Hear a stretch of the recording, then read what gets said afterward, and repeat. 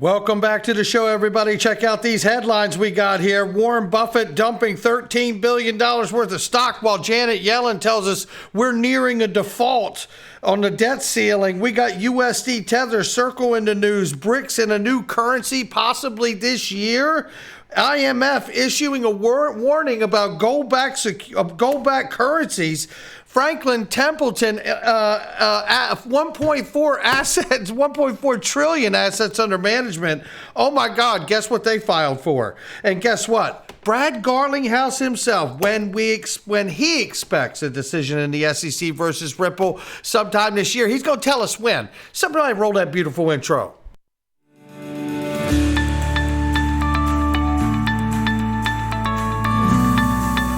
Digital Perspectives with Brad Kimes. Come on in.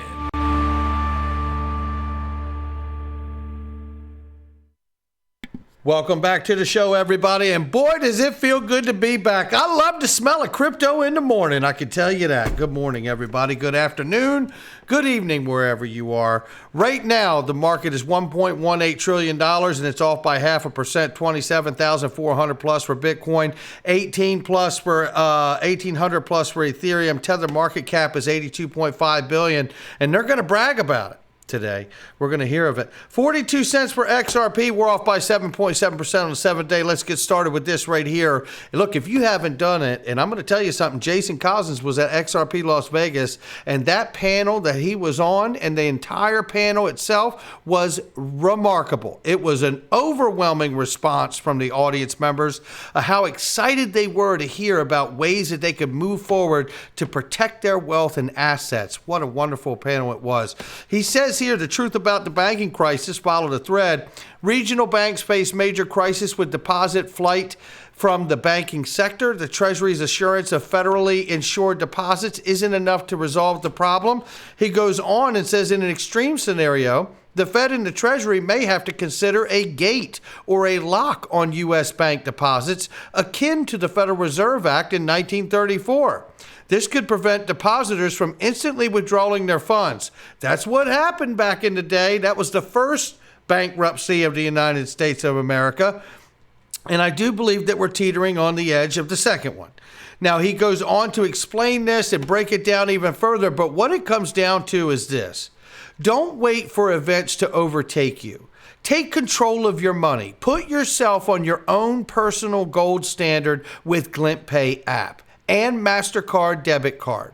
Gold is security and Glint it's key. And this is exactly right. Because what you do is you really put yourself on your own gold standard. It's exactly what Jason is saying here. You buy gold on Glint on the app on your phone. It is physically allocated gold to you, stored in a vault, insured by Lloyd's of London. So this is a way for you to use your MasterCard debit card should something happen to the banks. You still have access to spend your gold just like money. I absolutely love it. Click that link underneath the video. And there could be a storm coming here. Why else would Warren Buffett be dumping $13 billion worth of stock in the first 3 months of the year? Rings alarm bells. Look, when we talk about stacking our pennies next to their dollars, this is speaking volumes to me, not financial advice. Excuse me. Then there's this here from Michael Branch. Give him a follow. Flare Networks has launched its API portal on Google Cloud Marketplace. I want to go into this a little bit because really what we're talking about is interoperability next level. Excuse me, and cross-chain capability being brought to this as well. Very quickly, let me run through this. Flare Networks' Ripple-backed Ethereum virtual machine protocol has unveiled its latest partnership with multinational tech giant Google Cloud. By its protocol, the API portal is now integrated with Google Cloud Marketplace, a move that allows anyone who uses Google Cloud can enjoy easy access to all of its API portal's current APIs via their existing Google Cloud account. If we come down here, you could see that there's a section I wanted to read to you here. All blockchains and or the Google partnership is notable, one of as it helps Flare Networks to launch into a bigger tech scene, giving everyone connected to it room to experience the innovation it is contributing to the evolution of Web 3.0. All blockchain APIs that are added to Flare API portal in the future will also be made available to Google Cloud developers. This is particularly useful for the creation of cross-chain applications that must query multiple data sources. The announcement reads, adding that it will enable developers to create more responsive applications. This to me is extremely exciting. I mean, extremely exciting for Flare, no doubt about it. And I've had mine staked for a while, my Songbird too. If you haven't done it, I tell you, you could join the DPMG group and figure out how to do it very, very easily and get lots of support in the community for many, many things surrounding the crypto space. I'll put that link underneath the video as well. This here from XRP Snakey, who I got to meet at the XRP Las Vegas. Really, really wonderful guy. Here he shares this here. This is Janet Yellen, U.S. Treasury here, Treasurer, talking about we will run out of money by June 1st in less than a month. And listen to what's said here. Early June is when we project that we will run out of cash, and there is a chance it could be as early as June 1st. Of course, there is a lot of uncertainty, and I plan to update Congress as new information becomes available, but that's still our current thinking. Are there extraordinary measures you can take around that time, or is that it?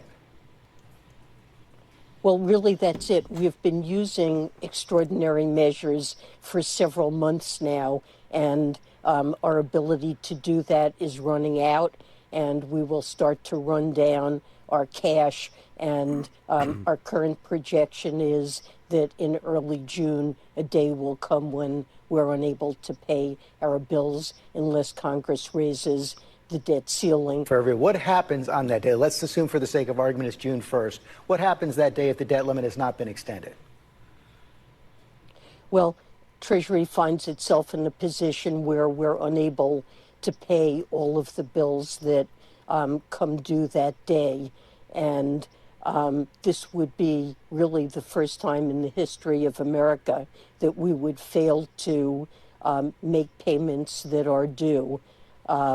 And, you know, whether it's defaulting on interest payments that are due on the debt or payments due for Social Security recipients or to Medicare providers, we would simply not have enough cash to meet all of our obligations.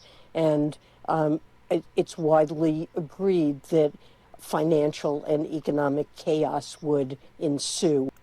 And it's a threat, basically. If you don't give it to us, that's what's going to happen. You know, it is embarrassing to watch these people talk to us this way when we are in the rears because of them. Now, a lot of people be like, now, wait a minute, we had a pandemic and this, that, and the other. But you know what? It was a liquidity crisis issue before that pandemic got here. There's no question about it. Meanwhile, they're seeing some positioning due to the idea of a debt default. Stablecoin issuer Circle has reportedly adjusted its reserve treasury in effort to reduce risk to the United States debt defaults. How about that one? And while that's happening, Tether claims its excess reserves has reached an all-time high. I believe it was 2.4 billion when I read the article. Yes, it is. Tether market share surges 62% with 82 billion in circulating supply. Now, you know, this is pretty remarkable to me. You know, again, how does the Department of Justice and U.S. Treasury feel about USD Tether that has not complied to the level that every other organization has in the world of money? I tell you, I do not believe that the bottom for cryptocurrency is truly in until we understand exactly how the U.S. Treasury and Department of Justice and the Federal Reserve feel about Tether. South Africa's foreign minister says a group of economically aligned nations known as BRICS will examine whether a new global currency would effectively allow them to disconnect from the U.S. dollar. That's been the talk of the town, and they're still working towards it. They got a meeting in August, I'll tell you, and this is what you need to know here. Basically, South Africa has internationally traded currency. However, we hold a lot of debt in dollars, so you know we have to approach this discussion responsibly. You know what that means? It means exactly what we've been saying here. They can't cut their nose off, spite their face. We got to be delicate about this, because regardless that we want to de-dollarize, we want to do all of these things they're saying, and they're going to do them, and they're working towards doing them. But they have to do it properly, because if they do not do it properly and responsibly, they're going to hurt themselves more while they're trying to hurt the United States. Because at this time, regardless of the talk of the town, in their portfolio, the greatest assets that they have are still dollars and treasuries. That is a truth that they don't even like to admit. However, it doesn't stop them working towards what they're working towards. Remember, there isn't any one country of BRICS that can take out the United States, but collectively together, they can do enormous damage, death by 1,000 cuts. South Africa's stance on a new currency may be more cautious than Russia, but Russia's chairman said, essentially, negotiations on a new currency are at an early stage, and the currency could launch as early as this year. More than a dozen nations are reportedly interested in joining BRICS, along with the members that already belong to BRICS. This list includes Saudi Arabia, which elevates the global reserve status of the U.S. dollar with the Petro Agreement, Iran, Argentina, United Arab Emirates, Algeria, Egypt, Bahrain, Indonesia, 2 unnamed nations from East Africa, and 1 from West Africa. This would equal more than half of the world's population and its natural resources. This is no laughing matter, ladies and gentlemen, and neither is this.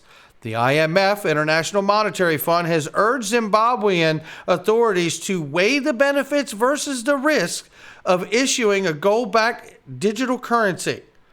One has to wonder if they sent him a postcard of Gaddafi's dead body. Is that the urged? Is that the risk versus reward? Because that's what happened to the last gentleman who thought he would take his country to a gold standard, isn't it? Just curious if that's what went out. S&P Global attempts to assess crypto assets' susceptibility to macroeconomics, and it basically has trouble in doing so, but it does say here, in general, crypto markets have performed well in periods of expansionary monetary policies, although we are not able to establish a causal relationship. Some of the large swings in cryptocurrencies have taken place following factors that are not directly related to monetary policy, such as FTX collapse, which is related to a lack of regulatory policy and a regulatory oversight when you have the second largest Democratic donor meeting with the SEC chair, and then he turns a blind eye to the obvious dumpster fire that FTX was. Franklin Templeton, however, which manages assets amounting to $1.4 trillion, will launch a crypto fund for institutional investors. Institutional investors. That's the big money, baby. Yeah, they're doing it. That's what they're doing. The firm had previously revealed a fund for investment professionals in 2022. However, Franklin Templeton has also launched an ETF that is associated with the metaverse. Franklin Templeton is all in, and remember, they've also built on top of the Stellar Network, so shout out to them for that. And if you're looking to find out what value protocol is really bringing it these days, XRP transaction fees at 0.0002. How about that one? While Bitcoin fees surpass $20, and that's on the low end. It goes up from there. But let's hear from the one and only himself. I tell you what, we are all still feeling it. I'm still getting tons of messages, tweets, and tags. What an honor and a privilege it was to have Brad Garlinghouse stop by the XRP Las Vegas here, now in Dubai, being questioned here, and says that within the next 2 to 6 months, he expects a resolution in the SEC lawsuit against Ripple. Take a listen for yourself. Shout out to Brad.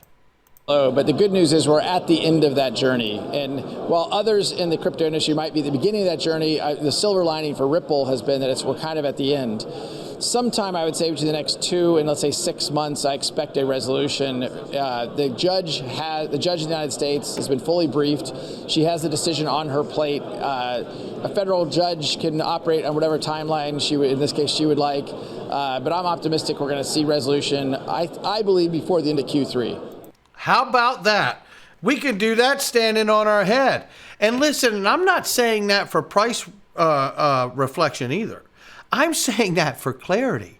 And I tell you something, I found it very interesting that he wasn't expecting a ruling. He's expecting a resolution. That's quite a statement. And if we get a resolution where there is clear finality with clarity, my goodness, while the rest of the crypto space has to embark on the journey that we have just resolved, well, I tell you, they're going to need all of us to cheer them along the way that they didn't. Not financial advice from me or anyone else. It's just my digital perspectives. I'll catch all of you on the next one.